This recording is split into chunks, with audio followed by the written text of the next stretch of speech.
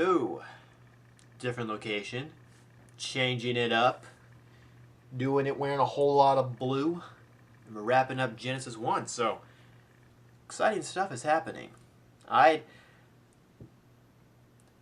make sure you were ready for this, because you don't know what's going to happen. I mean, hey everyone! Whoa, loud! Hey everyone, I'm Bradford Goodrich, and for June 7, 2013, I'm asking the question, what is it about this Jesus? Did you read yesterday's blog? No, that's okay. But I started off saying, when life gives you lemons, make lemonade.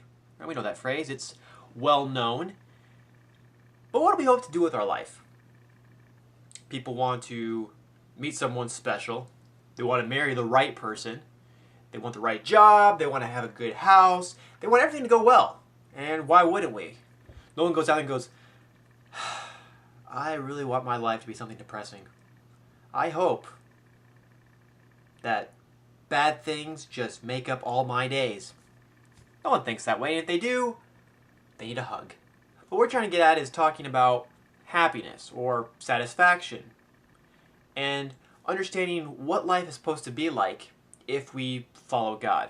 One of the things I noticed about Genesis 1:29 through 31 is that the very things God gives Adam and Eve are the very things we look for in life. He gave them each other. He gave them a home. He gave them a job. These are the things we are concerned about, that we hope to have. And yet, it's almost done so in a way where it's like we're looking for something we don't have, something that's missing, as if there's something we feel belongs to us, some sort of inheritance or something we've forgotten. And we find right here in Genesis chapter 1 that it's something God gave. And it's just something that Adam and Eve had. They were born into this world and God gave them this. They just automatically had it. And today we don't really have that. We try to figure things out and we stress and we freak out and we're not sure how everything's going to turn out. And yet with God, somehow everything just clicks. That's not to say that it's always perfect, that there aren't going to be challenges when you follow God, and that life's a piece of cake or a glass of lemonade. But when you trust God, you're putting your trust in a provider, someone who's looking out for you, someone who has your best interests in mind, someone who thousands of years ago created this world and said, hey, when this person, you, is born, I'm going to be there for them. Now you might think, well, I've never prayed to God, or I've never even talked to him, or I really don't have a relationship with him. That doesn't mean that God isn't there waiting for you. See, we're trying to understand happiness or the world today in relation to Genesis 1. God is here. God's always around. And he waits for us. Because we see his original plan in Genesis 1, and it's still original plan he hopes to make possible in your life. And maybe that's hard for you to believe. Maybe it can be even hard for me to accept. Because I don't see God. He's not, hanging out in my living room. I don't pass him on the streets, physically. But I have to just accept that he's there. And if I accept that he's there, well then I have to also believe that he's taking care of me. Some forms of happiness, joy, and satisfaction are done so where we're looking out for ourselves. And there's nothing wrong with that. Even today we have to look out for ourselves and take care of things on our own. But when you add God into it, there's just a sort of peace that you have these extra helping hands that go beyond, just friends or family.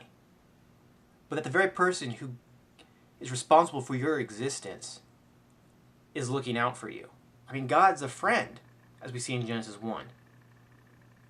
Not just a creator, not just a provider, but a friend. But we also have to see him as a king. And today, we know of people who are in high places like the president or a queen or, I don't know, the manager at Dunkin' Donuts. I don't know, people in high places. that someone so high and so great and so powerful as God would care about someone like us who have made mistakes.